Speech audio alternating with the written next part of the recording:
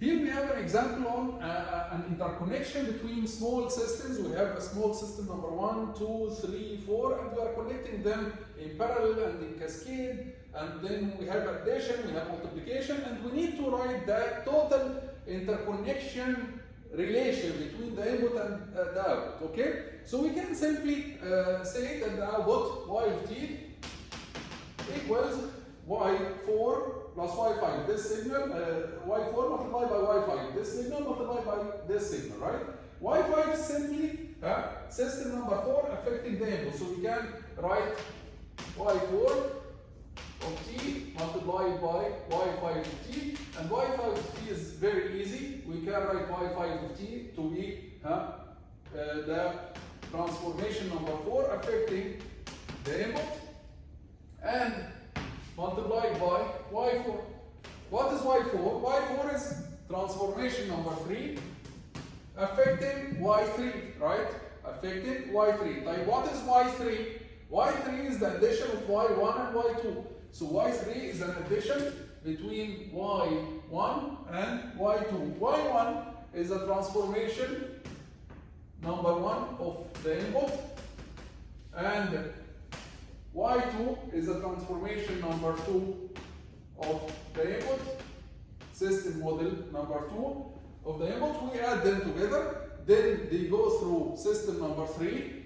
Okay, so we add t1, t2 of x of t, then they go through system number 3, it affects them, then it will be multiplied by t4 affecting them. So this is the equation that represents the interconnection of the system. This is not the system model, the big system. This is just an equation of interconnection.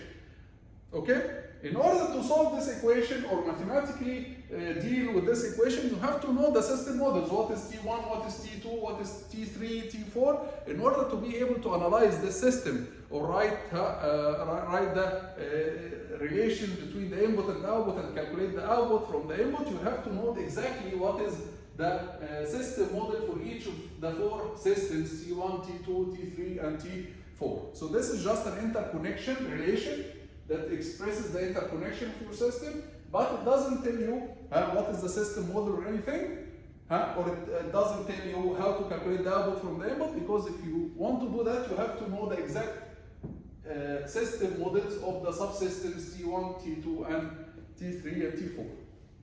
Okay, another system that has feedback, it looks like this. So another example, we have x of t,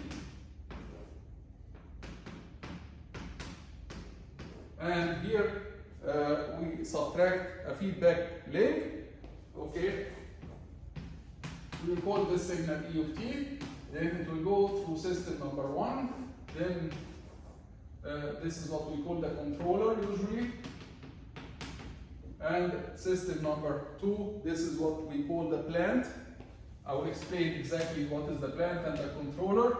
Okay, then the output here is y of t, where we are going to feed back the output through a sensor. Let's call the signal here m of t.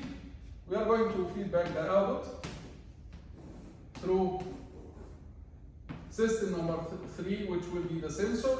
Okay, and we are going to get a system that looks like this. We're here, let's call this signal y, you can call it anything, you can call it y2 of t.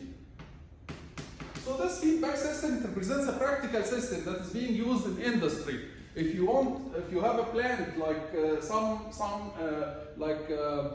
a boiler, or you have a machine or something that you want to sense some parameters about it. So this is the plant, here is the machine that you want to test or examine or sense some parameters like the temperature of this machine.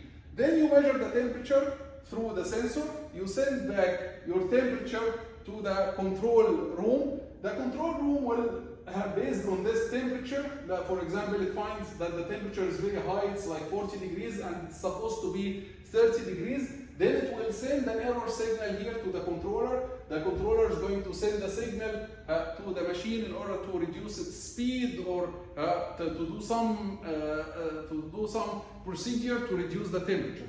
So this is like a feedback system that represents many models in industry, where you have a plant, a certain plant, and you want to sense some parameter for it.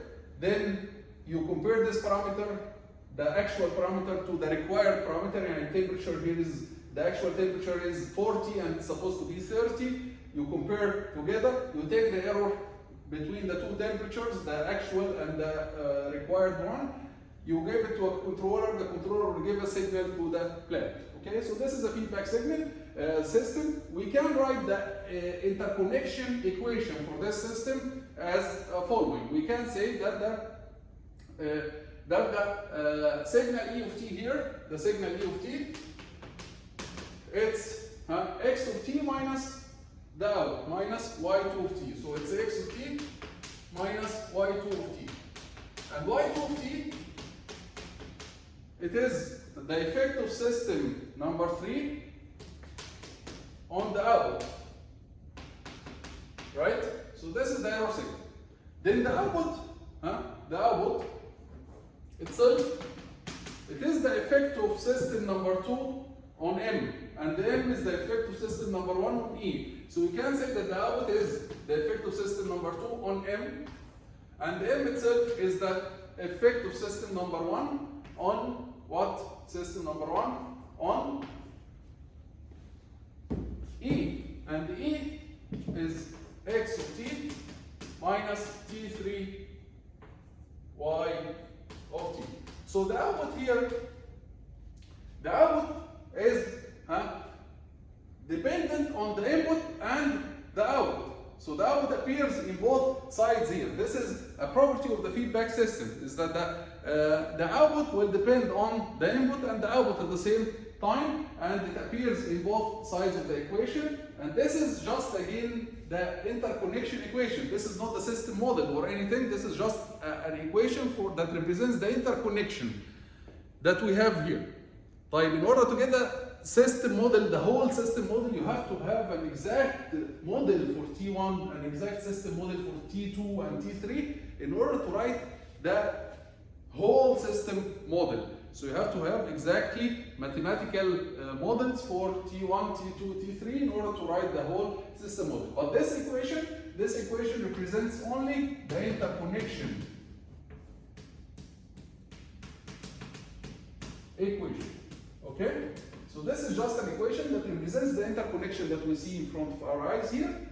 But what is the system model? This is not the system model. The system model, in order to get the final system model, you have to have T1. What is the system model T1? What is the system model T2? What is the system model T3? As a continuation of this example, let's simplify it and take an example with detailed T1 and T2, T3. For example, let's take T1 to be just an amplification. So let's take T1 of E of t,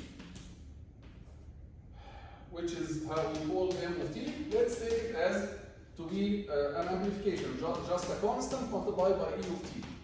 And let's take also T3, the sensor, to be an amplification. So let's take Y2 of t, which is T3 of Y of t, to be an amplification, K2, let's say K2, okay, of Y of t, just an amplification. And let's take the system number 2 to be differentiation. So system number 2, its effect is differentiation. So Y of t is system number 2 affecting M of t. So it will be a differentiation of M of t by dt. And let's substitute in our equation. Okay? So E of t, basically E of t will be summation or subtraction between x and y2, right? So E of t will be basically x of t minus y2. And y2 equals what? y2 is k2 y of t. So this is E of t now. And then M of t will be an amplification. M of t will be an amplification. M of t, which is system number 1, will be an amplification of E of t. So M of t will be K1 multiplied by E of t. So it will be K1 x of t minus K1 K2 y of t. And then finally, y of t is system number 2 affecting M of t, which is the differentiation. It will be d by dt of M of t. So it will be d by dt of M of t, which is K1 x of t minus K1 K2 y of t. Okay? So this will give you what? It will give you K1 constant d by dt x of t, okay, minus K1 K2 constants dy of t by dt. So now we obtain this equation that represents our total system model. This is the equation that represents the system model. After we knew what is T1, what is T2, what is T3, we could write an equation that represents our system model, and as you see, it's a differential equation from the first order with constant coefficients. So as we said, this equation alone, it's an equation that represents the interconnection. But in order to obtain the system model, you have to know what is exactly T1, what is T2, what is T3. In this case, you can obtain the system model, which probably will be a differential equation. We'll stop here in this video and see you in the next video.